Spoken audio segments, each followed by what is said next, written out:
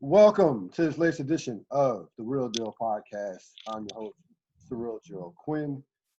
On this 24th of April, 2020, we are here, and this is a special show because not only is it about the Chicago Bulls' Last Dance Michael Jordan documentary, we have the original. The boys are back. The boys are back in town. First episode with all three of us in maybe like at least 2 years. It's been a couple years. So I'm of course joined by Robert Sapp, You. Hoodie Sapp, and Nick Insider, Chad Cuddy Quinn, who will have to at some point in this podcast give Phil Jackson some credit. Oh, definitely. Slow down. He doesn't want to. He doesn't want to, but he's gonna have to. He's gonna have to. He has no choice at certain point. At some I point. think the first question should be, what is it like to be a Nick insider? It's grueling. It's grueling, man. You know what I mean? But we'll come back to that. But it's like being in a war. Very painful. Yes, I'm sure it's painful. Sure. Shout out to the 99 Knicks, though. The NBA TV showed the Yes, finals today. I was watching that. Yeah, they lost, but I was watching that. Spoiler alert. Yeah, spoiler. Spoiler alert. Yes. Hey, butterfly effect, man. I was watching this game. There's 2 minutes left. We had a 1-game 5, but I digress. Yeah. If Ewing would have been healthy, so a lot of woulda, coulda, Larry Johnson. Fair enough. If you got Larry Johnson in '93, who knows? But there's a lot of would-haves. Oh, wow. So I forgot about that. 93. Let's move on. yeah. They got him. They got him when he was actually grandmama. Why didn't they? Why? Yeah. What happened with that? Why did that happen? Let's talk about that. Yeah, no. He had a bad back. They got him when he had a bad back. We get everybody used. Yeah. We've never bought a new car. Ever. In history. Ever. Anything that's on on at least 200,000 miles. You gotta have at least 200,000 miles. We'll take it. So, remember Spreewell? Whatever happened to him? He disappeared after the 2004 Western Conference Finals. He couldn't feed his family with the 18 or whatever. So he's still looking for that money. Oh, the Knicks. So did this documentary, first 2 episodes, live up to our overall expectations? I know that I thought that it was going to be one of the greatest sports documentaries ever. I said that to you. I texted that to you both. You guys, Cuddy in particular, were skeptical. So did it live up to your expectations, first 2 episodes? It definitely lived up. I didn't want to say skeptical. I want to say more so hesitant, because I think what happens in the day and age we live in, you see something great and you forget about the greatness you saw right before that. So I'm like, okay, the documentary series with the sports is pretty heavy. But I would say I was completely with it, drawn right in immediately. Like, okay, they took their time with this. I still won't be able to tell you where it's going, but after the first 2 episodes, it is on par and in a position to be up there with the greatest, just because of who it is and what we didn't know. So that's my take. Yeah, it's going to live up to my expectations. Definitely the first 2 did, just because of they have all the principal players in it speaking. And the way that they have started and kind of, like you said, Chad, taking their time to like start setting up a lot of the things that we think are going to happen later on, tells you that they put a lot of time, effort, and money behind this. Yeah, I think that it absolutely lived up to the billing, to what I thought it was going to be. I loved how they're mixing in the past with the future, or with that 1998 season, how they're kind of blending that in. Because keep this in mind, they are in the they're in a tricky spot. Like, you can't have a 10-part documentary and then and do it in only for only one season. You can't do that. It's not like it's only one season. So they have to mix in backstory. They have to mix in, you know, they got to get into tell the individual stories of the primary participants. You know, Jordan backstory, Scottie Pippen backstory. We'll soon see in this next upcoming episode, Dennis Rodman's his journey to the Chicago Bulls and that whole ordeal. So it's not like I was wondering before it started how they were going to do that. Like, all right, it's going to be 10 parts. It's not like the Kobe Muse where it's like basically a 2 hour 45 2 hour special on basically his career as far and also the Achilles. They're trying to tell a 10-part story, 10-episode story, telling in terms of one season. So I think they did a tremendous job with how they're blending in, just giving you the necessary backstory on the primary characters and on just the game. I mean, it really brought me back. It really brought me back to the NBA way back when, in the '90s, and some of the research I had to do was like, oh, this guy only made this amount of money and what have you, and yeah. So I think they did a tremendous job in terms of that. In regards to Michael Jordan, what about him did you learn that you may have not known or prior to? Like what in terms of his mentality or in terms of, his approach? I think the scene stealer for me was the Cocaine Bulls when they brought that up and Jordan just broke out into laughter. I don't know if anything like is different than what I knew and understood of Jordan, at least up until this point, but it was a break in character of corporate Jordan. And I think like that's what I'm most interested in this series diving into is moving or lifting the curtain of that or of the corporate facade and like what was Jordan like the player and how the other players feel about Jordan. Yeah, you start getting a little bit of that. And I'll piggyback up off of that. I agree with Sap completely. It's not so much what I learned that I didn't know, is the depths of how it was explained to me. So when I think about, everybody knows Jordan's driven and it's all about winning. But when you reference that scene in the hotel room, how he was like, I don't want no parts. I just want to play the game. Or you go back to the family situations with his older brother Larry and everything. Like just those insights to see what got him to tick the way he does. Why is he so about winning and so passionate about this? So like, yeah, it was kind of like putting together the pieces of the urban legend.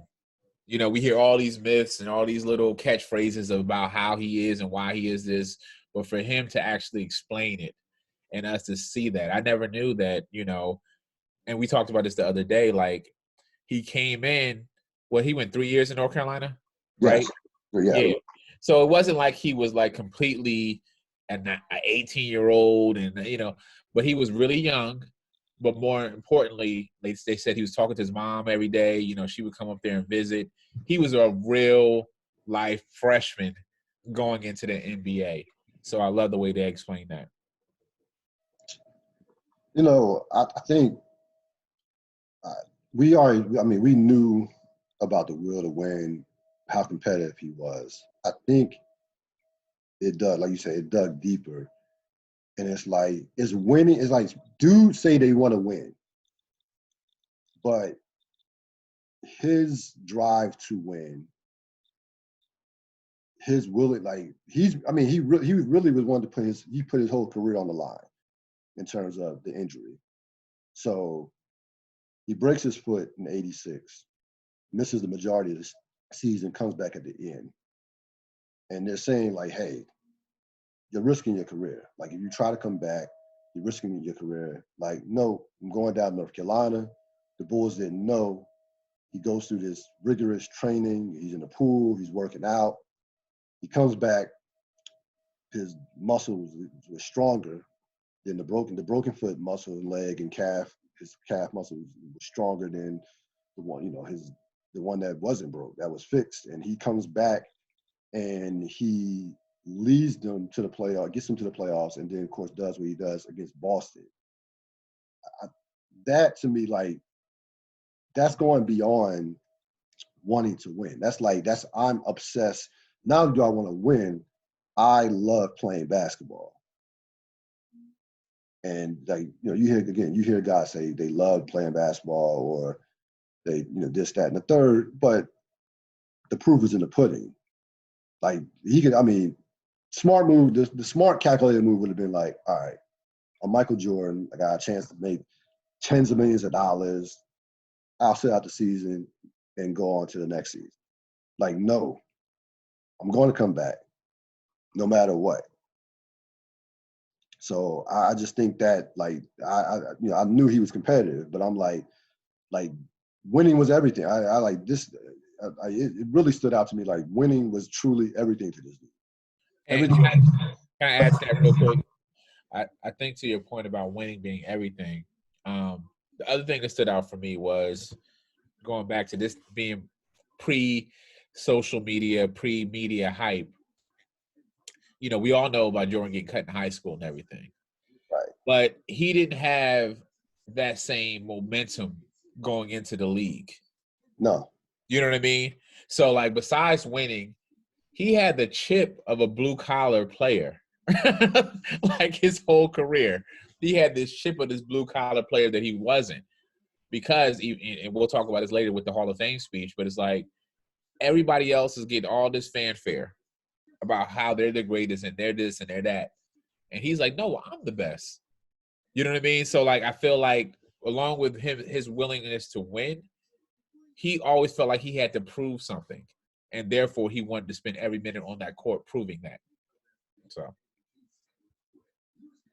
Yeah, that it, like, yeah, exactly. He always had always was seeking out motivation no matter what, and it built. I mean, even going back to when his childhood, he came from a two parent home, bunch, 5 brothers and sisters, got to fight for everything. The basketball games with his older brother Larry.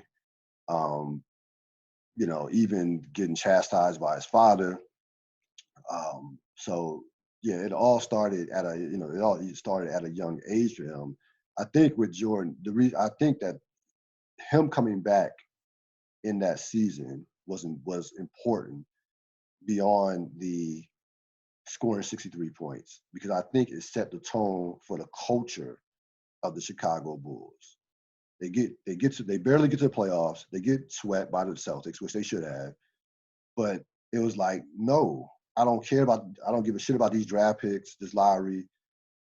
We're going to win. I'm not going to be a part of anything that's not about winning. And, fast forward to 2020, we see teams tanking left and right. I've completely flipped my stance on tanking. I don't believe in it. It could be done, but it's a way to do it and still try to give the illusion that you're trying to be competitive, or have a team playing hard. But he wasn't like, no, that outright tanking, he wasn't standing for it. And I think that was a real important pivot moment for the Chicago Bull organization. Like, if they didn't allow him to come back and play for the rest of the season and would have got that draft pick, I don't know. I don't know what that would have looked like for the organization moving forward. Maybe he asked for a trade. I don't know. No, I agree completely. I said this before about the whole tanking thing, and this is a very random reference, but I'll never forget with Kerry Kittles when he said he got traded to the Nets. Kerry Kittles. Kerry Kittles. Shout out Kerry Kittles, wherever he is. And he was like, people don't understand the damage losing does to your psyche. You know what I mean? So if you go into a situation where your general manager, your owner's already telling you, we really don't care. We're not really trying to win. We're just training. You're already setting yourself up to lose. So I think, to your point, Ril, that was very telling to me about who Jordan was as a person. It didn't really matter, black, white, your title, whatever. He just wanted to win. And if you were not of that same tribe, then he's going to develop trust issues. You know what I mean? So like that right there was the beginning of a lot of trust issues with the organization. Those little play for 14 minutes, 7-minute half bullshit that they did. It's like, what are you're serious right now? You know what I mean? Like, you can't even grasp the hostility. Me and Rob talked about this, where they have to lock the locker room after the game because they didn't want the GM to come in to celebrate with them. You know what I mean? Like, that's already telling you the friction and the toxic situation that was happening in Chicago that would only explode later on. So that's a perfect segue, because I obviously I want to get to the Krause, Reinsdorf, that whole deal. So 98 Last Dance is evident that's going to be the last year. Phil Jackson signs a contract. He gets only because Jerry Reinsdorf flies out there, and even after that, Krause says, "Hey, I don't care if you go 82-0. This is your last year. This is it." You got Pippen. We'll deep dive the Pippen stuff. You got his whole ordeal. You have Michael Jordan, who's still the best player in the league by far in that, 1997, 98 going to that season. And I thought about, I was I think 20. Yeah, I was about 20 years old at that point. I don't remember being outraged at the idea that a general manager and an owner organization would go out their way to break up a five-time, soon-to-be six-time championship team. I was thinking about it today. I was like, what? I wasn't a kid. I mean, I was, was a kid, was a young adult, and I was into sports and stuff. I don't remember being outraged. That is like the idea of somebody, an organization, having that much success and being in a rush, seemingly in a rush to break that up is just insane to me. Do you remember at that age being, what were your thoughts in say 1998 when that was going on? Go ahead, Sal. I do. I remember thinking like, this is insane. And in this gets to the heart of what I want from this documentary. I want to know how this happened. How did somebody allow this to happen? What I will say is my perspective has grown over time, but as it's grown over time, I have started to recognize how few opportunities we all get to see true greatness in whatever field you're in, but in particularly, like we're talking about on the basketball court. They talk about generational players, generational teams, generational things, and they talk about that for a reason, because you only get a certain amount of opportunities at this. And so for an organization to want to move on before that thing totally falls apart, it just doesn't compute, and it's never computed to me, particularly when you have the greatest player, arguably, of that generation playing at that time. Probably not an argument. The greatest player of that generation playing at that time. That's not something you willfully want to shake up. So in the back of my mind, I've always been like, it's got to be something more to this story. It's just got to be something more, even from the different things that I've read since then, and like the interviews and everything that we already knew. It still hasn't been enough to explain to me why they wanted to blow this thing up. Particularly, this is not Boston or LA in this sport where you have a bunch of banners hanging previous to this regime coming in. You had nothing. And now you are the center of not only the basketball universe, but it's pretty much the center of the sports universe, with Jordan and Pippen and all of them. So it has always felt strange that thing ended the way that it ended, and it's always felt like there's been more to be told.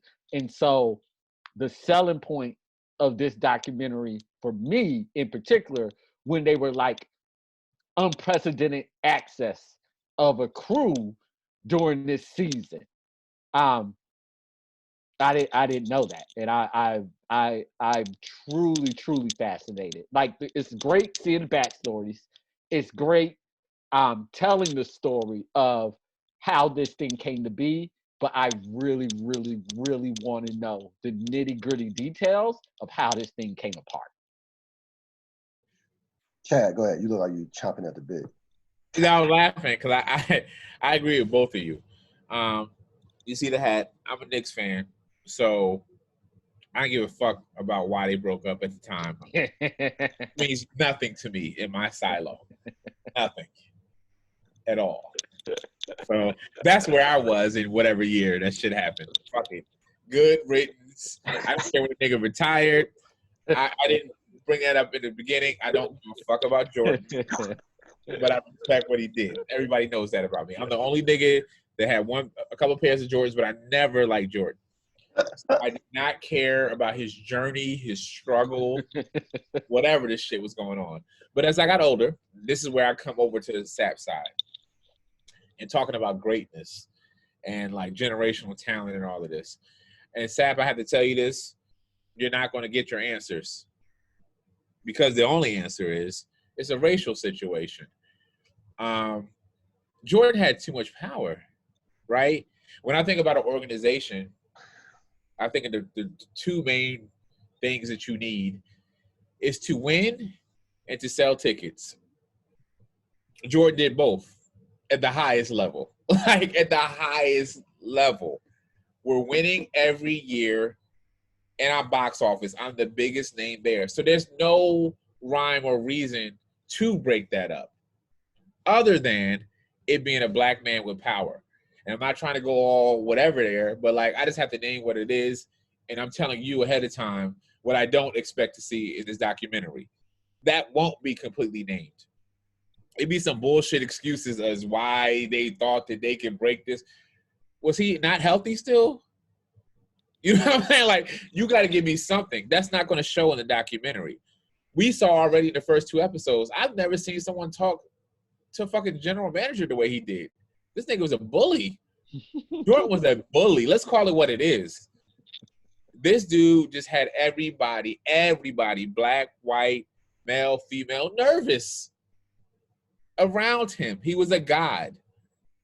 And it's like, you be careful what you ask for. I hope they get into the need for the NBA to pass the torch after Magic and Bird. And they wanted Jordan. He was already anointed, but they had no idea who they were anointing. And when they figured out who it was like, ooh. Even the white man at the end of the day, I'm sorry to all the, listen to your general audience. It even gets to a point like, ooh, I don't even want to win that much. There's one place that people just don't want to win that much.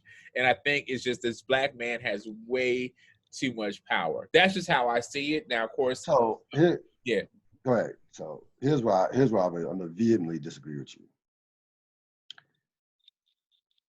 If he did have that power, he did not use it, because remember, this was not a time where it wasn't a players' league as far as that, the power that these players have in 2020.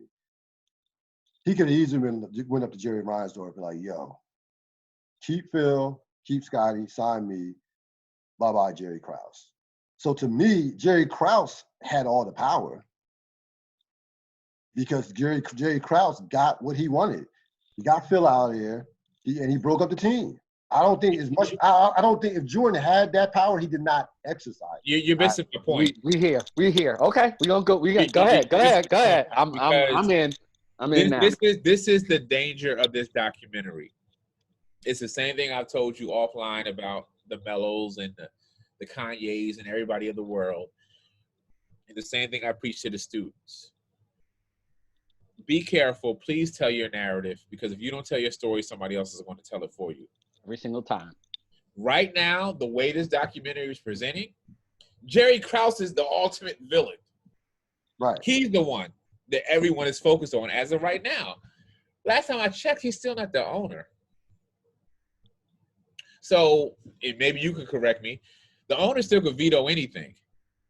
Right? I'll tell. Yeah, go ahead. I'll tell you. So what I'm saying to you is, I'm saying that the Jerrys collectively recognized the power that Jordan had and stripped that down. That's what I'm saying to you. They recognized who they were working with. And that's why they were in agreement. Now, of course, Jerry Krause is taking all of the hits. And a lot of those he should take. But as the owner, who's getting a pass on all this bullshit, you letting this happen in front of you. I just think, like I said, the same thing I told you, and I got to find a way to bring up the Knicks. The same thing I told you about when Phil Jackson wanted to get rid of Melo. So you're going to chastise and say all these negative things about a player you're trying to trade? It gets to a point where the power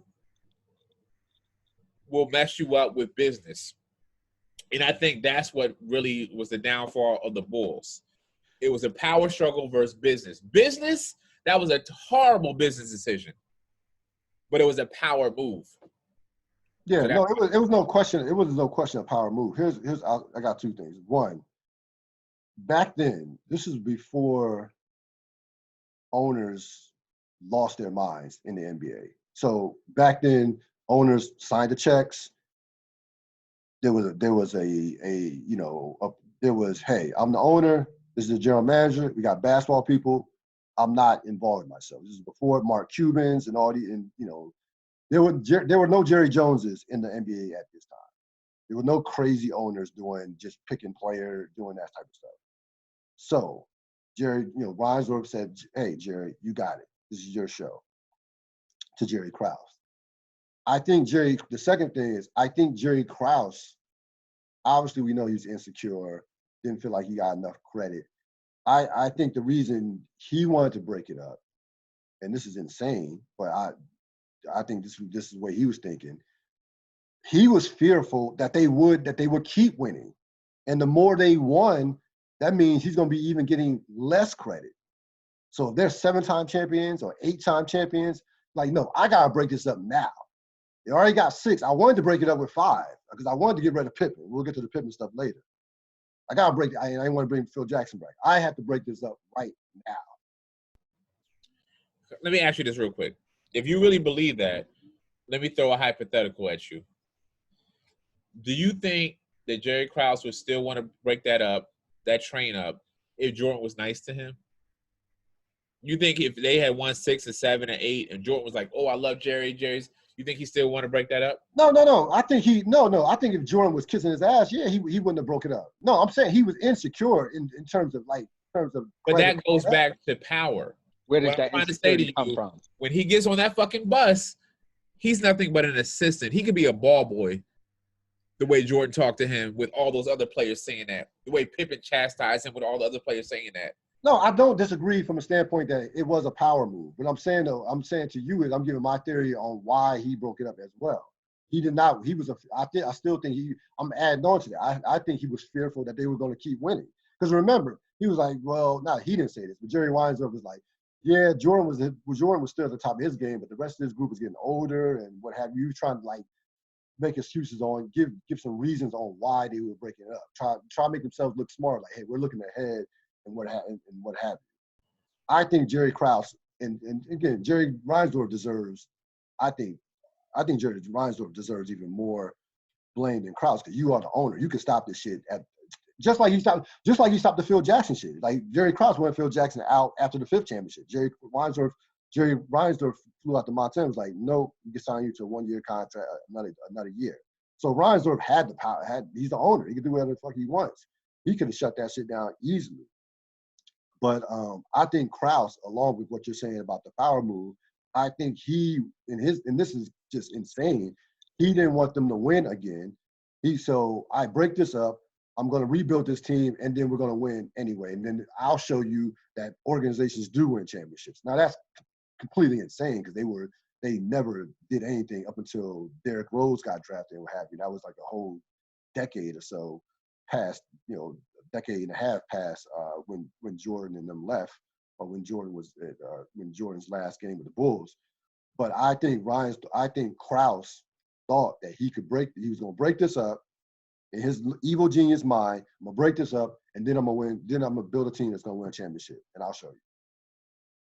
Which is, it's nice to think that and have the theories. And we don't need this documentary to come up with those. Those have been the things that we've all been saying for years about the situation. I want to hear him on tape saying something like that. And to Chad's point, I'm probably not going to hear anything like that. Because like, we're all kind of like saying the same thing, but we're framing it a little bit differently. But ego, who has the power, how things are run there versus now.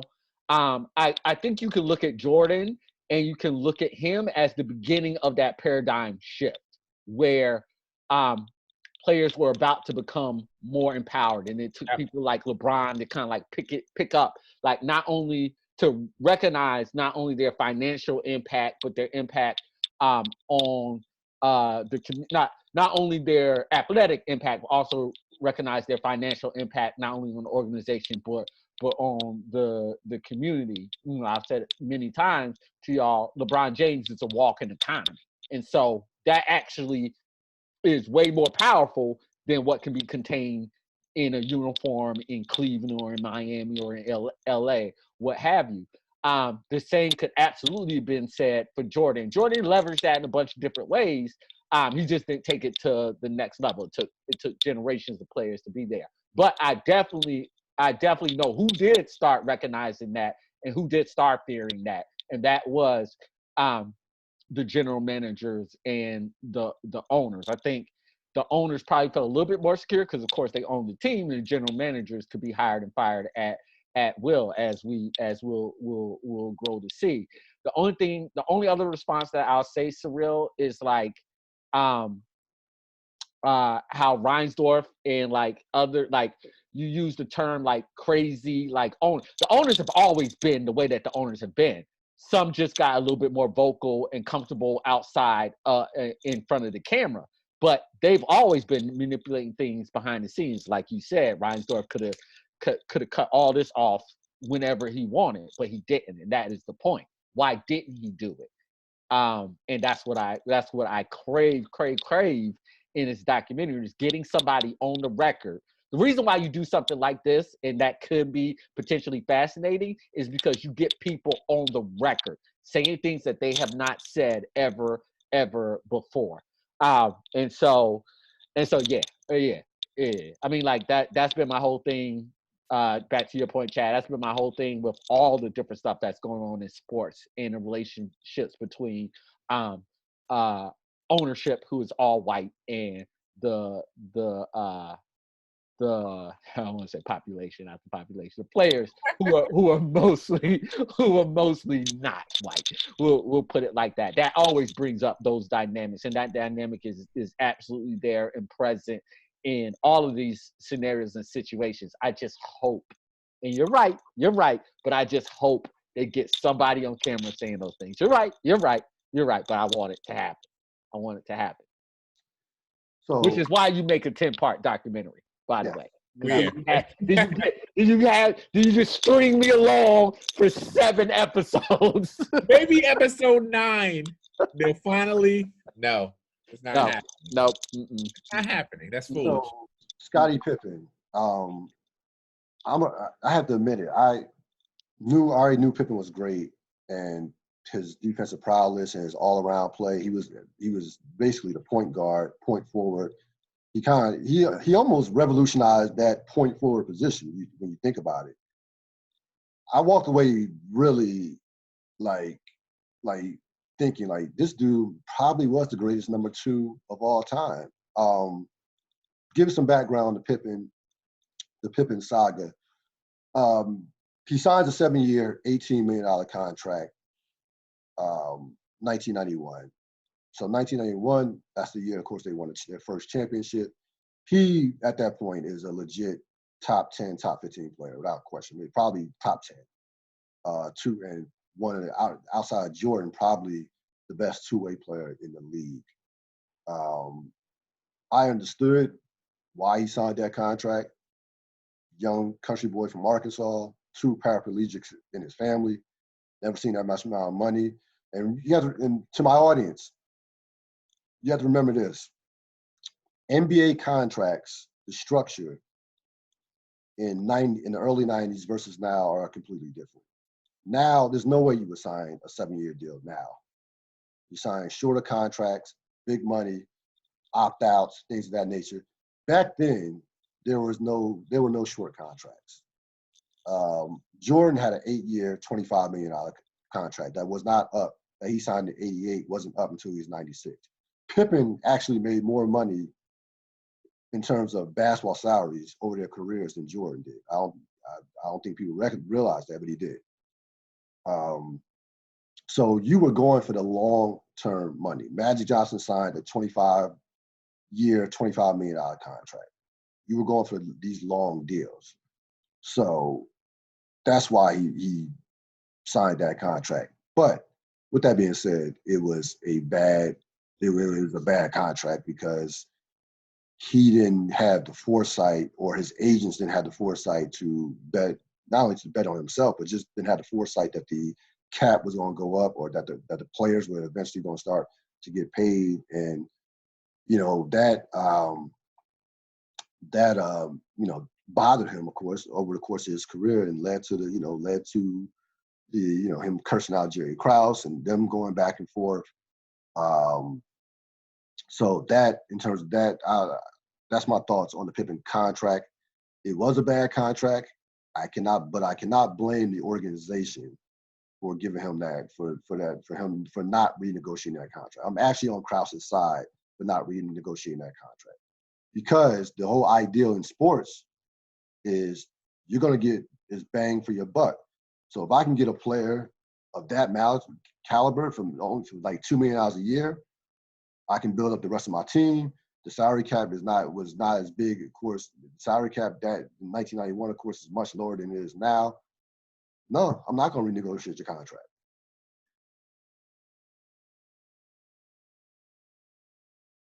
Real thoughts. Yeah, I mean, like, yep, you will. Any organization will pay you the least amount of money and get the most out of you. Yeah, absolutely.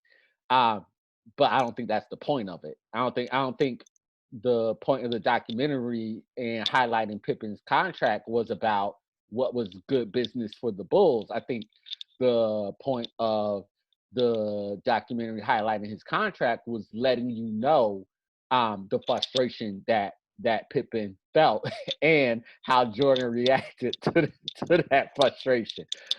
Being like, you're selfish. You need to get here and help me win this championship. But yeah. I mean, like, and again, you know, as you were talking about the difference between now and then, of course, there are a whole bunch of differences. But again, like part of the reason that contracts look the way that they look and players work with contracts the way that they do, and they understand the business side the way that they do now, is because of bullshit contracts like that, and how slanted they were to the organization and not actually looking out for the player financially in those basketball money terms. And so, yeah. Great for the Bulls. That's how all the organizations try to run it, and continue to try to run it. But the big point, the big highlight for me of that was just like how Pippen was so frustrated with them, and how he had obviously so outplayed whatever that was, comparative to the peers, and then comparative particularly for Jordan on his team. Yeah, the only thing I add to that is What did the documentary say? He was the 122nd, Yeah. 22nd. Yeah. 122nd, right? Yeah. In the Yeah. league. Okay, that's important. So, yeah, like you said, and this is not a basketball thing. This is just how shit works, right? Even in art, life, period. People are going to squeeze as much work out of you as possible And pay you for as as small little as much as they can pay. However, there are exceptions to the rule. And this is a bigger thing that we'll continue to see. Outside of just race, which I brought up earlier, not understanding the magnitude of what you're working with. Okay. So Jordan Pippen combo, that is not even just a generational type of combo. That shit is like all world classic, may never have this shit again type of combo. But at the time, you're not understanding that. Right? So the Bulls' philosophy is very similar to the Patriots. The Patriots watching this documentary like, makes sense. Mm-hmm. You know what I'm saying? Mm-hmm. I don't see what the problem is. Mm-hmm. So it's like there's a lack of understanding. I think it's very important to, and I love the way the documentary has done it thus far. We talked about Pippen's contract. We talked about him being the 122nd, but we also have amplified that he's probably the second best player in the league, right? We're putting all these dynamics together, but nobody's on Pippen's side. The organization, like, hey, this is business. Jay Reinsdorf said, like, yo, don't sign a contract. I don't think that's a good contract to have a long contract. Do we believe Jerry Reinsdorf actually said that? Do we believe that? I believe that he well, listen, I don't know. He said he told Jordan and Pippen that, right?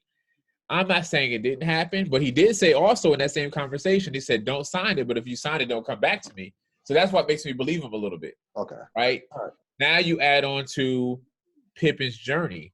Going back again, this is pre-social media. Pippen didn't come with a lot of momentum. What was he? What was his position when he got picked up in college? What was he doing? He's a guard, right? Yeah. No. Before he played, what was he doing? Oh.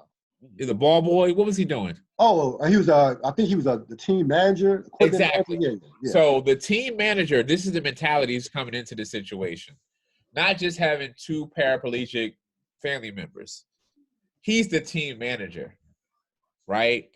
So Pippen already does not believe in himself. He's not betting on himself. Like, unfortunately, today's NBA, you got cats out here betting on themselves. They shouldn't bet on themselves. You know what I'm saying? Pippen is like, no, I'm not doing that. I need security, right? It would have behooved the organization, because of who they were working with, in good faith to renegotiate Pippen's contract. But from a business standpoint, it's like, now we're giving players too much power. Now Horace Grant gonna come in here and be like, well, I think I deserve more. I made the All-Star team, or Tony Kukoc. So, like, I get it. That's always the argument. Mm-hmm. Business is business. But there is that exception. And I think at the time, like you said, they can go back. Pippen and Jordan are those exceptions to the rule. It's like, yo, whatever we need to do to keep this train running. That's why it's so funny watching the NBA now. You'll see the GMs, you see the coaches. Oh, they're so apologetic for the players now. They're so quick to say, no. I mean, I've drawn the plays, but we need the players. It's completely the inverse of what it was. And that's the effect of this Bulls dynasty. That's part of the effect. It's like, yo, as Jordan said, no, we're playing the game. So, like, it wasn't just the mentality of the owners. You heard Clyde Frazier. Players like, nah, one player can't come in here and he's a guard. He can't change shit. He could score some points. Nobody understood the magnitude of what was happening at that time. So I can't even be mad at the thinking. It was just business and it was logic.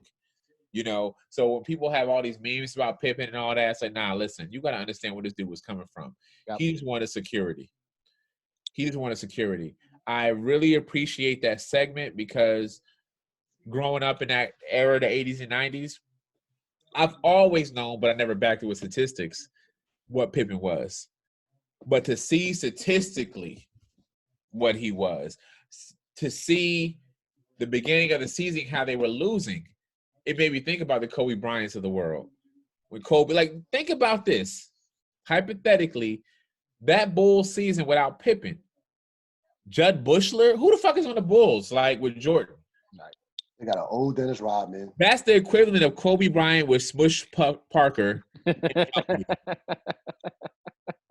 Listen, you saw in the examples they showed, it's a fucking game 6. Jordan was over it.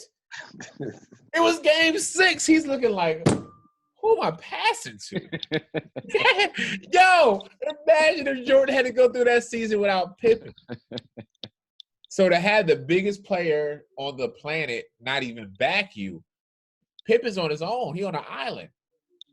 Now, Kerr tried to clean it up and say, no, we weren't mad at Pippen. Whatever. Pippen was on an island. Jordan, like, yo, he could have been got that surgery because Jordan, once again, we already talked about, is all about winning. Black, white, gay, straight, it's all about winning. I'm going to defend Jordan on that decision. I'm going to defend Okay. him. So I'm going to go through here were some of the proposed, to your point about Pippen and his impact. The Bulls were 36-8 with Pippen that season, 25-13 without. Pippen that season finished top 10 MVP, third team All-NBA, first team All-Defense.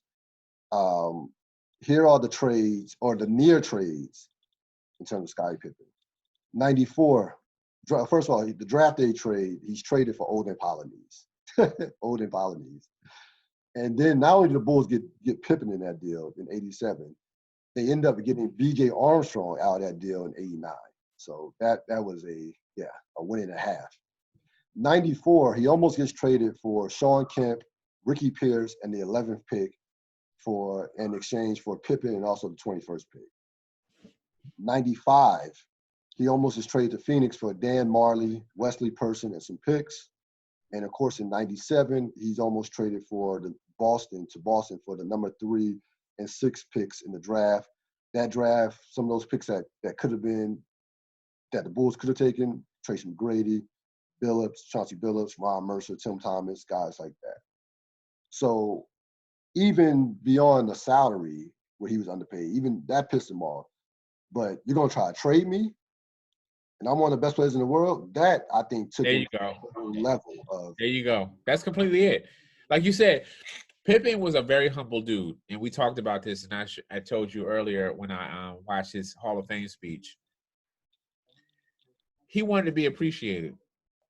And I think, I forgot who said it in the documentary, the first 2 episodes, but they were like, him deciding to get that late surgery was the equivalent of him just like finally saying, well, let me get some power. Yep. Let me finally make a decision on my own where I'm not feel like they're taking my damn manhood. Y'all not paying me? And y'all gonna trade me for all of these bullshit ass trades? Are you serious? Outside of Sean Kemp, I'll give you Sean Kemp. Outside of that Sean Kemp situation, yeah, and Ricky Pierce, you're gonna give me up. And I'm getting paid nothing. Get the fuck out of here, yo. So I'm not mad at Pippen at all, man. I'm not mad at Pippen at all. Like I understand his psyche. It was a very frustrating situation. I wish somebody else would have had his back. But like you said, but besides the salary, they had a situation where they could have finessed it. They could have finessed it. We've all been in a situation in our respective careers when we want certain money. Like, okay, well, we won't give you money, but we'll do this. They didn't even do this. No. You know what I'm saying? Like, they had an opportunity to say, look, Pippen, look, you got this long-ass contract. You sign. That's you. But we want to recognize you. We want to recognize. They could have marketed that shit like, yo, you are the second best player in the league. You deserve more than this. I promise you, in year 8, we got you. They said, fuck out of here. You're getting paid pennies, and I'm trying to get Olden Polynice. So that said a lot. That said a lot, you know. So Jordan says, hey, Scottie was being selfish, thinking about his contract before the team. This is where before him. Before, yes. Yeah, before him. Yeah. That's what he meant. Yeah. That's what he meant. That's what he meant. Yeah. Yeah. Clear. Pippen's being selfish. He should be thinking about what I want. Yes, what I'm going through right now. Exactly. Here's why I'm going to defend Jordan. Yo, I'm fuck 30 defend Jordan, but go ahead. I'm 30. I am 35 years old. When are you 35 years old? He's saying Jordan. He's saying Jordan. Jordan. Oh, okay, got it. I was like, wait, hold on. I'm 27. We just making up ages now? I'm 18. I'm Okay. 35. We're at the tail end of a 3-peat. We're trying to 3-peat, which is already hard enough. So if you're not here, we gotta work that much harder over the course of the regular season. We need some of this juice for the playoffs. And more importantly, even more important than that, look, motherfucker, I signed an 8-year, $25 million contract that I played out. I didn't complain. I played out my deal. The deal was up, and then they paid me. If I can do this shit, why can't you do this shit? Jordan had that Nike money. There we go, right there. There we go, right there. He had that Nike. Slow down, nigga. Do that. Slow Don't do that. down. You got Nike, you got Gatorade. I can keep going on. Stop playing. Stop playing. Don't bring that Sounds shit up. nice. Don't bring up your money. Do not bring up your money with my money. Sorry, Real. Give me a different argument. But Nope. but I will get to this though, because I'll go back to the Lakers when they were trying to 4-peat, right? Similar situation. Shaq had a bad toe. The toe was bothering him their 3-peat season, the year they won the 3rd championship. He wanted another contract from Jerry Buss. He wanted some money. So he wanted an extension, what have you. Jerry Buss didn't give it to him. So he refuses to have the surgery in June, has the surgery in September, misses like the first month or so of the season. The Lakers are playing. They started out like 11-18. They made it to the playoffs, but they had to burn all types of energy on a team that was already aging and got knocked out in the playoffs. And one of the reasons why Kobe was pissed is Kobe came back, and that was like up until that point, Kobe was a monster. Came back, that had his best season. It came, so he probably thinks, just like me, thought that probably cost him a 4th championship. So even putting the money aside, Jordan's like, I shouldn't have to be working this hard to try to 3-peat. You should be here. Okay. So let's go there for a second. In your Shaq scenario, quick question for you. Was Shaq the 122nd paid player? That's my first question. No. Okay. So fuck Shaq. Okay. Fuck Shaq and the more money he wanted when he's already top 10 players and getting paid anyway. We're talking about I'm getting paid pennies. I'm the 2nd player in the league. Now, I do agree to a certain degree. We already talked about Jordan. Jordan just wants to win. Right. He wanted to win. By any means necessary. But as far as like having perspective of what that looks like, it wasn't like Scottie Pippen got disgruntled in fucking September all of a sudden. Everybody knew he signed a bad contract and he was mad about that contract. I'm not putting the blame on Jordan at all or any of the onus on Jordan at all, but like some things you don't need to speak on unless you stepped up in a certain way. If you know that you needed Pippen for this last hurrah, then you're going to go to management yourself and talk about, hey, he ain't happy. What do we need to do to get this shit right instead of saying, oh, he wrong? Because that's the last thing Pippen needed in that moment. Like I said, when you have to finesse somebody, Pippen needed his pride taken care of. He knew after the situation, like they didn't even interview Pippen's agent. We haven't seen his agent at all.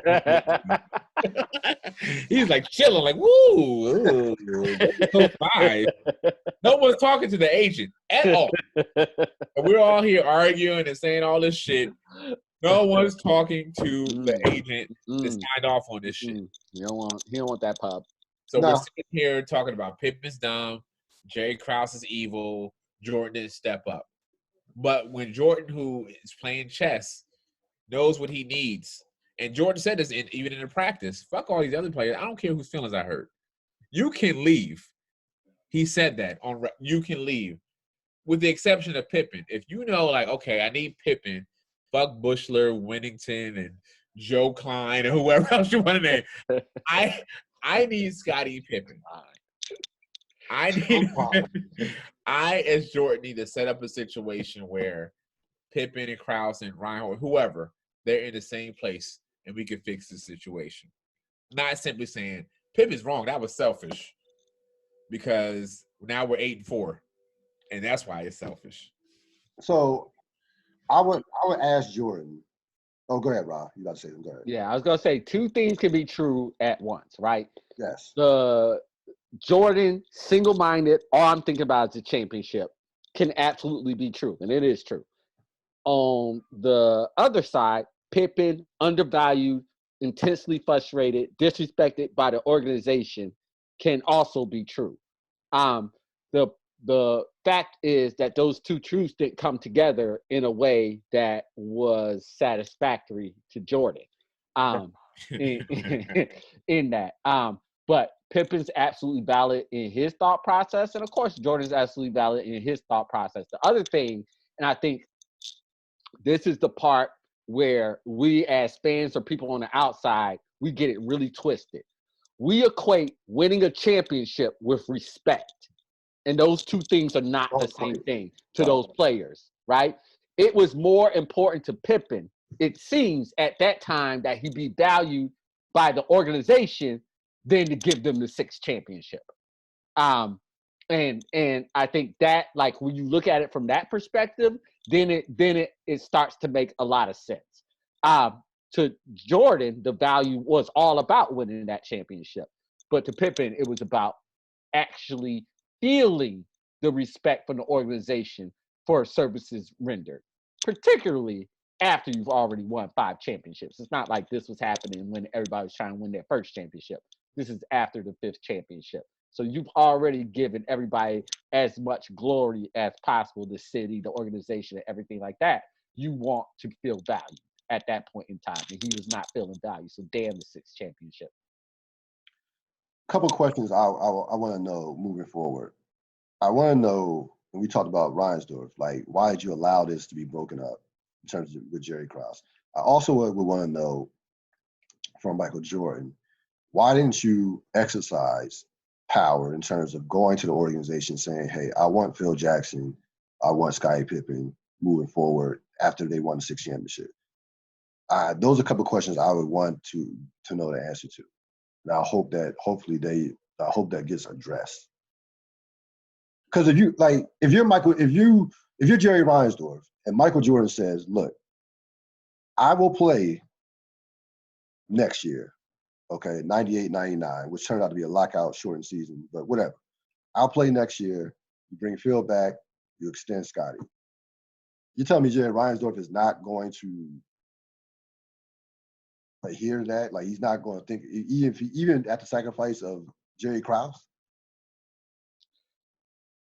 I have thoughts about both of those questions. So I think the first one is, as you were talking about it, I'm starting to answer some of my own thoughts about what I expect out of this documentary, what I want. I would think that at that point in time in Jordan's career, he was seeing the business ventures ahead of time, right? And in order to get to billionaire status, I would imagine you have to make a lot of friends and maintain a lot of relationships. And so I wonder how much that played a part in not wanting to be the person who, because like I said, he was at the precipice of the change in dynamics, but he wasn't the change agent. He wasn't the one that says, I'm going to grab this power as a player and demand X from owners. That came much later, after a lot of lessons learned. I don't think Jordan was the one who wanted to shake that apple cart, because I think he saw the benefits of playing ball with all the other billionaires and maintaining that relationship. The Krause is far easier for me. If you're an owner and you got this fool out here taking all the bullets for you, let him take all the bullets for you. We see it in all of everywhere. There are middlemen for a reason, middle management, whatever, for a reason. In our profession,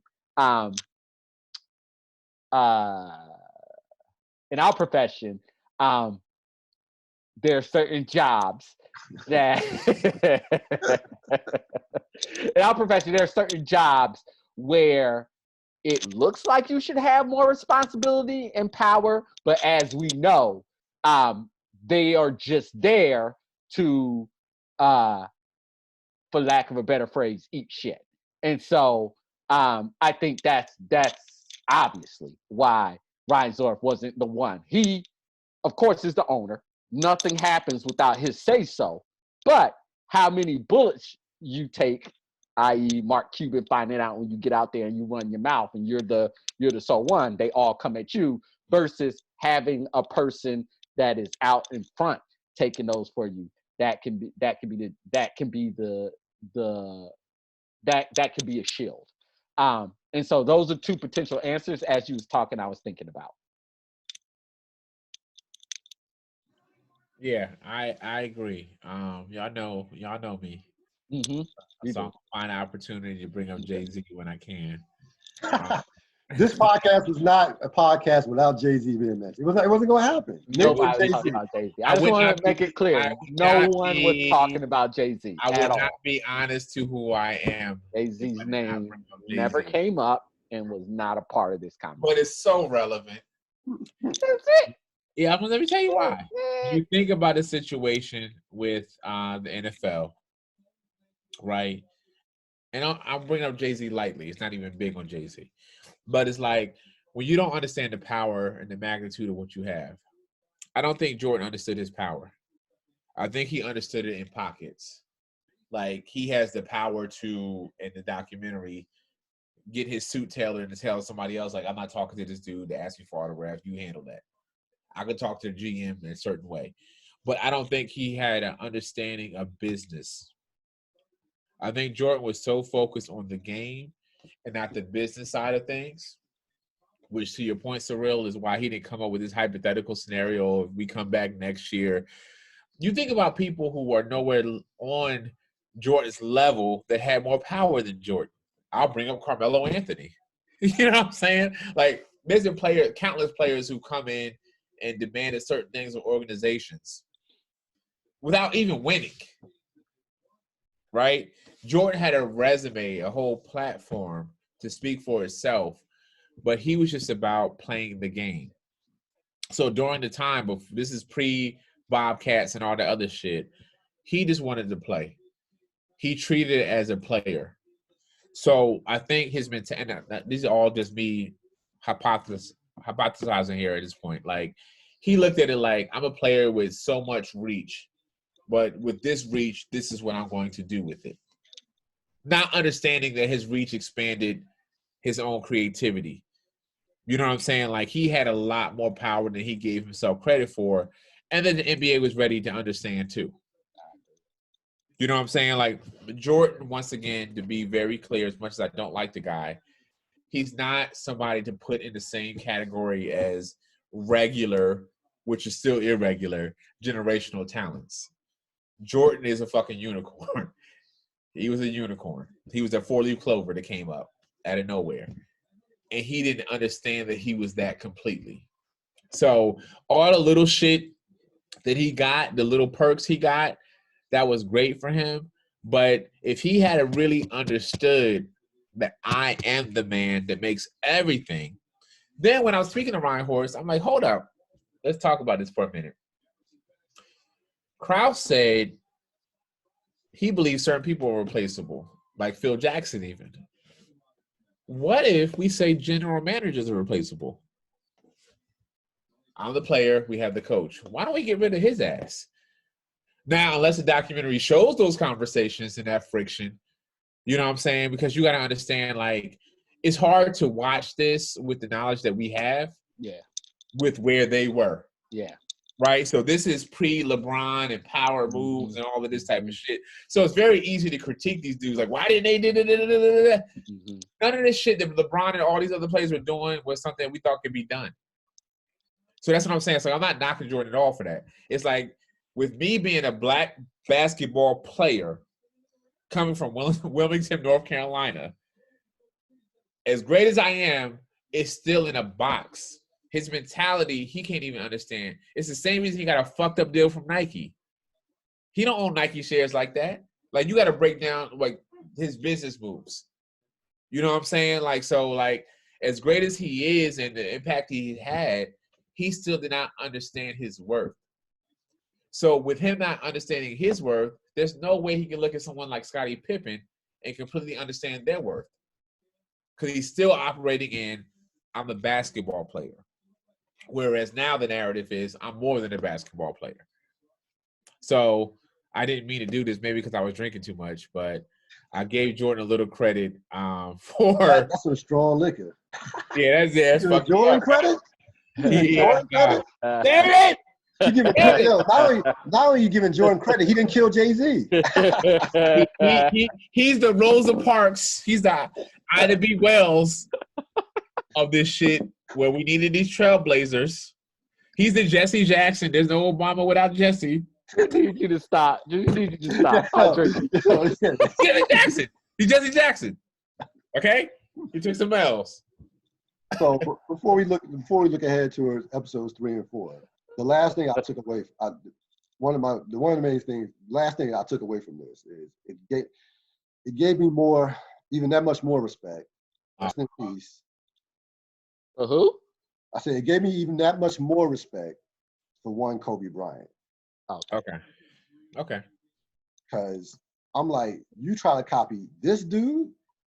Like there were guys that were called Baby Jordan, like Harold Miner, Vince Carter. They didn't want that smoke, but they didn't want that. Like, they just dunked. They just dunked. That's why they were getting called Baby Jordan. Get out of here.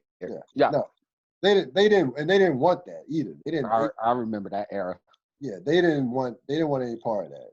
Yeah, even to a lesser extent, other guys that like Jerry Stackhouse, something like that, whatever. For Kobe to copy this dude from embrace that challenge of I'm going to work as hard, I'm going to win more championships, I'm going to be better, and to basically come as close as you could possibly come to achieving that it'd be like I equate it to like a rapper trying to copy Nas or Jay-Z. Like, what? You gonna do what? This dude you gonna copy and come within like 95% and get basically 95% there. Yeah, I just thought about that. Yeah, let me get in here, man, about Kobe. To your point, like, I would argue, physically speaking, Kobe was not the closest to Jordan, right? When you think about the Vince Carters, you said Harold Miner, Stackhouse, there's a whole bunch of names that came up. Yeah. But Kobe's understanding of ethic was so different. And I think, like, watching this documentary, I was trying to look it up earlier, but I forgot. I got tired or some shit.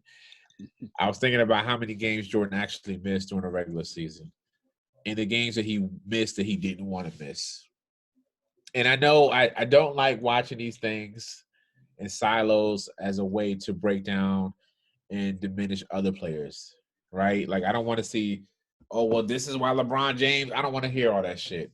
However, the hypocrite in me is like, this is why the whole argument of Kawhi Leonard type players being the best, I can't even get into. Because Jordan just wanted to play. And not just play basketball, but play at the highest level. He wanted to be the best every night for 82 games. Physically and mentally, that's a toll that people don't understand. So going back to your point about Kobe said, I'm going to study this dude and what it took to get there, and I'm going to emulate that completely. So like Harold Miner, who might have been gifted, he might have been able to have the same vertical as Jordan or do this as Jordan. Like, oh, no, he got to be coming to the gym when? Oh, no. Nah, I'm not doing all of that. I'm not with all that. I can dunk, though. I can dunk like this nigga. I've seen him where I saw where he jumped from. I can jump from the same place as Jordan. Yep. No, to put in that type of work, right? And I will add this to Kobe. I come in with a fake chip on my shoulder Because Jordan, his shit was, I'm not even the best player in North Carolina at the time. I'm not even in the starting lineup when I go into college. Right, You know what I'm right, saying? Kobe's story was totally different. Coach K told him, yo, you come to Duke, this is your team. right. You know what I mean? So, like, for someone to say, like, okay, although I'm already given the golden ticket, I'm still going to say, no, I want the mentality of this guy. You know what I mean? So it is a shout out when you think about, and like you said earlier, well, not in this conversation, but when we were texting, like, it's good to watch this to really appreciate greatness. I told you many times I don't fuck with Jordan, but I would never argue greatness.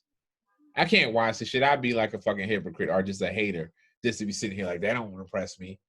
This dude came into the NBA and said, yo, this is your team. It's a rookie. Like, the coach is like, okay, well, yeah, he's the best player here, clearly. So we're going to do whatever he want to do. This is why I can understand now watching the Dream Team documentary and seeing Magic's hostility. Like, damn, Magic was a hater. Magic never was a hater. But when I hear Larry Bird saying, yo, he the best, I ain't seen nothing like him. Magic like, what? You seen nothing like this dude? That you just swept. You seen nothing like him. He's like, yo, I haven't seen anything like him. I get it now. That like I said, now I can go back and replay these conversations and see the hate. I see the hate completely now because he was like, nah, I wasn't on the cover of Sports Illustrated. I'm just average Joe that hit a couple of game winners and had a decent Tar Heels career. It wasn't like he broke every record there. You know what I'm saying? Like, so he's a Antoine Jameson ass nigga. They came into the league, from the Tar Heels, and like they wasn't with it. So, like, yes, to the Kobe's, and I say Kobe's plural, but it's really singular. There's not too many like that. So, like, this documentary ultimately makes me. I told you this real earlier. After the first 2 episodes, I said, "Damn, I need about 3 or 4 more documentaries. I need Bill Russell. I need Elgin Baylor. I need Wilt Chamberlain." Like, I think, and Nas said this, here I go with my Nas reference, when him and Jay-Z was battling, and even in the midst of the battle, he said, ain't no best, right? These are his lyrics. There's a number of GOATs. We get so concerned with just this GOAT. There's more than one GOAT, man. You know what I mean? So this documentary is like, yo, when you get to this level of excellence, without trying to pick it apart, just appreciate it, man. That's kind of where I am with this whole Jordan shit. Like, yo, rest in peace, Kobe. I totally understand you and see you now. For someone to even have the goals, I know me personally, I'm not that basketball player, but I'd have been like, I want to be Eric Snow. I would have found somebody that I'm like, That's attainable. That's right there. I can touch that. What's obtainable to Rob's? What's obtainable? Jordan? Randy Brown. B.J. Armstrong, Craig Hodges, Paxson, anybody in the Bulls team that was winning. Pine again, Purdue. Jordan? You got to be fucking crazy to say, I'm going to emulate this dude and study him to that point. Even when I win, I'm going to win like he won. That's ridiculous. So, shout out to Kobe. Yeah. Watching, even though we're only through 2 episodes, like appreciating greatness and the way basketball is right now, the way these guys move around. Don't see like I don't think it's even a possibility that we'll ever see a team like this because we just even with Golden State had a chance to, but what happened there, what happened there happened. But no, this is they're going to be the Bulls. This team is going to be a once in a lifetime team because you're just not going to see guys you're not going to see 2 guys stay together that long. Like Jordan and Pippen were the only ones who were on all 6 teams, championship teams, and they just built around those 2. Kobe and Shaq could have been possibly. That didn't work out. You had Magic and, of course, you got to go back like Magic and Kareem. But in modern day basketball, like, nah, you're not going to see a team like this because it's just, I mean, this is a different world. And guys, and I love the NBA game right now, but guys want to win, but they want to stunt. They want to stunt too. So the stunting kind of knocks off the desire to actually win. You know what I'm saying? In terms of just winning at all costs, things of that nature. But yeah, this is a once in a lifetime team. Couple things that you want to look towards in episodes 3 and 4. What are you anticipating? What are you looking forward to the most? Well, from what I've seen in the previews, it looks like they're going to be going a lot into the dynamics of when the Bulls are coming up, and particularly the Bulls and the Pistons, like all the different knocks that that team had to take to get to that level. So within that, I really, really want them to explore the Jordan Isaiah Thomas dynamic. I mean, like, you can't bring those clips into it and not explore that relationship. You just can't do it. So that's what I'm looking forward to most. Yeah. In the next 2 episodes. Yeah, I agree with that, man. I think that Isaiah's taking it on the chin that he was not kind to Jordan during those times. But Jordan has never admitted to having any influence with the Dream Team. Right. Never admitted to that shit. No. Right? At all. Even when Isaiah's admitted, like, yo, I wasn't right. I was foul. I was this and that.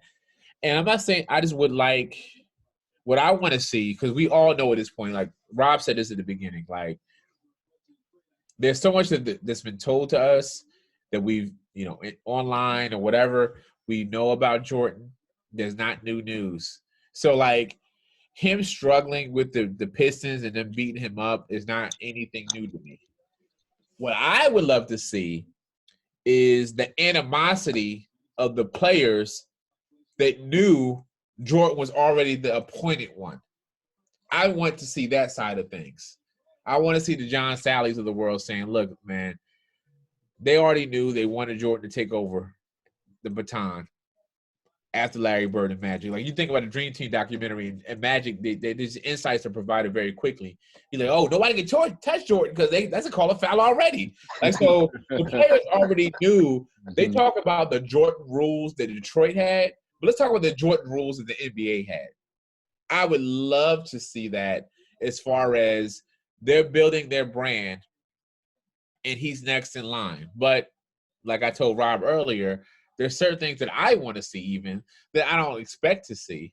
But I'm just very interested in seeing how this Detroit Pistons situation is played out differently than the Detroit Pistons documentary already showed me. Like, show me something different with the Jordan situation that I have not seen already. That's what I want to see. They're also going to explore Dennis Rodman. So they're going to explore when he took his Vegas trip and disappeared for, like, I think 48 hours, something like that. So that, I from that standpoint, the Vegas trip, all right, whatever. It's not whatever with that. But I want to see what they thought about him, what they really thought about him when he got to Chicago. I'm just gonna say this. I'm gonna speak my truth right now. What? There you go, Sap. Do it. At no point in time in this entire documentary, everything, have I cared anything about Dennis Rodman at all. You brought up his name. I was like, oh, yeah. He was on the Pistons and he was on the Bulls. And I don't care about Dennis Rodman. There's no story about Dennis Rodman that I care about. I don't want to hear about it, whatever. I'm sure it'll be entertaining. I'm sure Rodman will say some things, but no, nobody cares. And I definitely don't care. So, fuck Dennis Rodman. I'll lay my first one down for him. That's my truth. Sorry. So Sap is not in on the Rodman. My eyes started to glaze over as you talked about his Vegas trip. I think to Rob's point too, it's just like I'm always weary when we retell history of not falling in love with romanticizing it. Yeah. And it's like, let's understand it was the Bulls. I mean, sorry, the Celtics and the Lakers, and it was supposed to be the Bulls. Detroit wasn't supposed to be mentioned the way they were. No. They weren't supposed to win. And I want that named. You know what I'm saying? I want this hiccup named that came in out of nowhere and bullied Jordan and did all this shit to Jordan. And I'm like, well, any team could have did the same thing. You know what I'm saying? But I'm really interested to see, like, as we move forward, I'm curious. Episode 2 did a really great job of doing something I didn't think they were going to do, where they talked about somebody outside of Jordan, which was Scottie Pippen. You know what I'm saying? I honestly would love to see Scottie Pippen continuously highlighted. You know what I'm saying? He ain't gonna have a whole episode, but I would love to see, as we talk about Jordan, let's continue to talk about what he had with him this whole time. Because do you want that before or after the Phil Jackson backstory? You just be clear on that. Oh, let me say this real quick, man. Thank you, Stack. That was a perfect alley-oop. And Rob and Sorrell, you didn't bring this up, the Hall of Fame speech. Yeah. So yes, I rewatched it. I'm telling you right now, it has aged well. It's aged perfectly because, first of all, when he gets on the stage, he's crying. The first 4 minutes were actually like, you thought that was actually humble Jordan. Oh no, there's no first looking at the first first 4 minutes before he really look at the first 4 minutes. Yeah. And then he just goes full Jordan. Full Jordan. And I appreciate it now because I'm thinking to myself, if he would have went humble Jordan, I wouldn't have bought that shit. I'd be like, yo, this is corporate, this is fake. I'm glad he went in the direction that he went. I disagree with that just a little bit. Not in terms of your thought process, but I think if he would have played the Hall of Fame speech, it would have been right on brand of what Jordan has been sold. That was the first time that I can remember going, oh, there's the tangible evidence of this other Jordan that I've been hearing about, but never had the opportunity to quite witness in all its glory. Yeah. So humble Jordan wouldn't have been authentic, but there wasn't a lot about Jordan that was authentic anyway. That would have been right on brand. So the fact that he didn't stay on brand and didn't stay on message at a time and place where all the speeches are, I appreciate my family and my coaches and blah, blah, blah, blah, blah, blah, blah. It's just all just like platitudes everywhere. The fact that he took that moment to be like, let me just assassinate everybody's character I could possibly assassinate it, including my own kids. It was just like, oh, that's the Jordan. That's the one I've been hearing about. Wow. So let me jump on this. I agree with Rob, but this is why. I got a quick story to share. So in the film industry, I have somebody I work with who has done a lot of big work with huge production companies, movies, all of this, right? You don't want to name names or people or anything? No? Like she was for the kids. I'm joking. Movie. Okay, yeah. I wasn't saying this to be a name drop, but just stay with me for a second. She's done all this shit with big names, yet and still she doesn't want to be recognized. So she tries to keep a real humble approach to things. But when people don't know her, she's mad. And I'm like, well, hold up. You can't have it both ways. You can't be like fake humble, right? Because she gets mad when people just brush past her, this and that. And I say this to say, watching the Hall of Fame speech was like, Jordan didn't let people in at all, right? And the Hall of Fame speech was finally his time to speak about all the shit that was bothering him. Yes. Did he? And that's why I said you can't have it both ways, because when the shit finally comes out, it's messy. Mm-hmm. It's messy. You didn't let any cameras in. You didn't let we get any insights, any anecdotes, how you move, and all this other shit. But now you finally have one chance to speak, and you're a fucking monster. Like, it was so mean. So mean. So mean and uncomfortable. I've never been so entertained where people like like you made the camera spotlight people that you were shitting on in the moment. And they just gotta clap like, yeah. Thank you for the seat. You know what I mean? That shit was so rude. So rude. And there was so many years of Jordan not let anybody in that he had like diarrhea of the mouth. You know what I mean? All the shit that he's always had built inside finally came out. Like, it was so passive aggressive. Like, in one sentence, he's like, "Hey, Dean Smith, I appreciate you." 2 minutes later, "Dean Smith, you know that was a dumb move, not starting me." You know what I mean? Like, all this shit is left and right. Like, no one's safe. Even when you think you're safe, he comes back at you later like, "Nah, that was still stupid." Nobody was safe. No. Think about the man that in the ultimate moment of enshrinement turns to his sons and goes, and to my sons, not "I love you," not "you were the greatest thing outside of basketball to me," but turns to his sons and says, "I feel bad for you because you have to live up to being me." Yo, I don't even know. What I love most about the speech, and when you say it aged well, Surreal, I think about Ricky Gervais and his last time hosting the Oscars. And he was like, "Look, please don't get up here talking about politics and all this other bullshit that you really don't care about. Just do your little speech." And it's like 90% of Hollywood is bullshit. And they'll come up there with this fake platform of what they're standing for.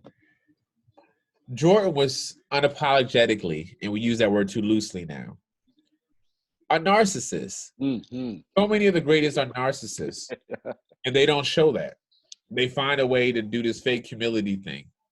Jordan said, "Fuck all that. Like, I'm going to be me. It's my moment. I'm going to be, in my moment, I'm going to talk like the cameras are not on."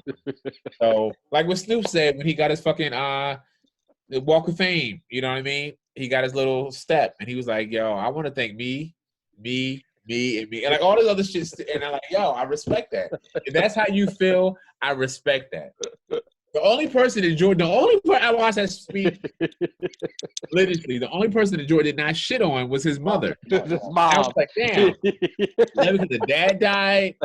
Or is it because she called? I don't know why. But the only person he did not shit on was his mother. You know what I'm saying? Like, even, and like you brought this up earlier, Real, and I got to bring this up, then I'm done. Right.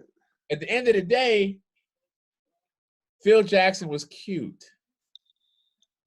If you listen to the speech, he's like, "Yo, thank you, Phil. You know, I appreciate you." Phil did some shit like, "Yo, with my mind," or whatever he wanted to do. Jordan don't believe he needed Phil to win. He's never said that. He's never said that.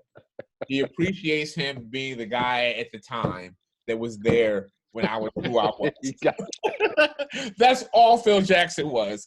If you look at Jordan and you look at Kobe, they both go to text. When it comes to the X's and O's, they both go to text. They don't go to Phil. They say, Phil was crazy. You know, he had these thoughts about getting our mind right. To my audience, talking about Tex Winter, who Tex Winters. They reference Tex Winters when it comes to the game. Triangle, yeah. They talk about Phil like his radical philosophies, and it would make me feel comfortable. That's all Phil Jackson was. Fuck Phil Jackson, for the record. He was great. He was like a fucking a great cheerleader that happened to be charged at the time this train was moving. And I know in their heart of hearts, the Doug Collins of the world, like, damn it! Oh, I wish the timing was different. It could have been me. We saw the triangle doesn't. You said his Hall of Fame speech ages well. The triangle doesn't age too well. Phil Jackson doesn't age too well in NBA eyes. So anyway, I didn't mean to go into Phil Jackson tirade, but fucking. Yeah, no, that speech was classic. It was just kicking Pat Riley out the hotel. That shit was hilarious. Yeah. He got out anyway. Yeah. I definitely would recommend. You want some real insight on who and what Michael Jordan is. Watch that speech. Definitely watch that speech. Any last thoughts? So far, so good. Through 2 episodes, I think it. My last thought, like to your point, so far so good. I think they hinted to certain things that they didn't go all the way to, right? We saw some of Jordan's assholiness, but they didn't really show it. And I'm not saying they got to show that, but like when you're creating a story, part of the arc is seeing some of the negative shit. So I'm very curious to see what, if anything, is the negative, or is this going to be simply a romantic remembrance of Jordan's career? And I'll still be with it either way. You know what I'm saying? I'll still watch 8 more episodes of his legacy.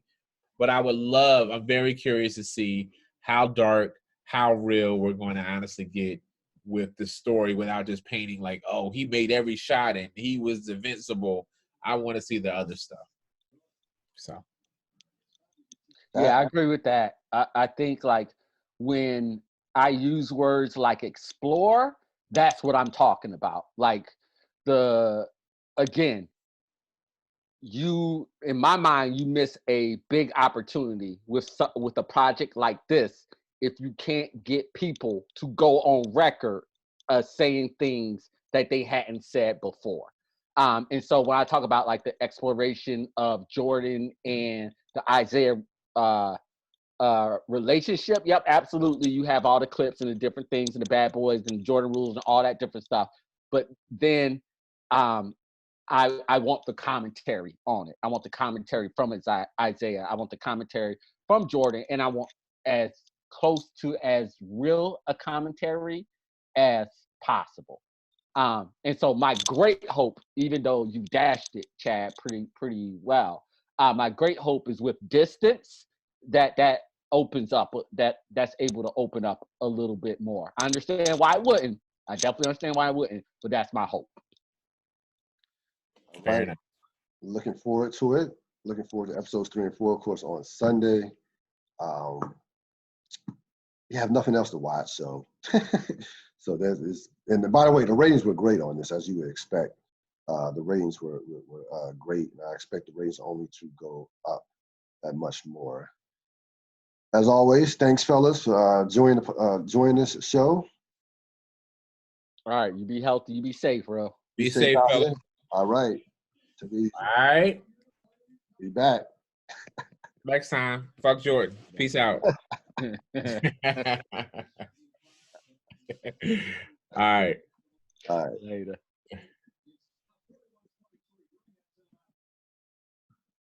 That's going to wrap it up for this latest edition of the Ril Dil podcast. Remember, join me Sunday as I will be joined by Robert Sapp to break down episode 5 of The Wire.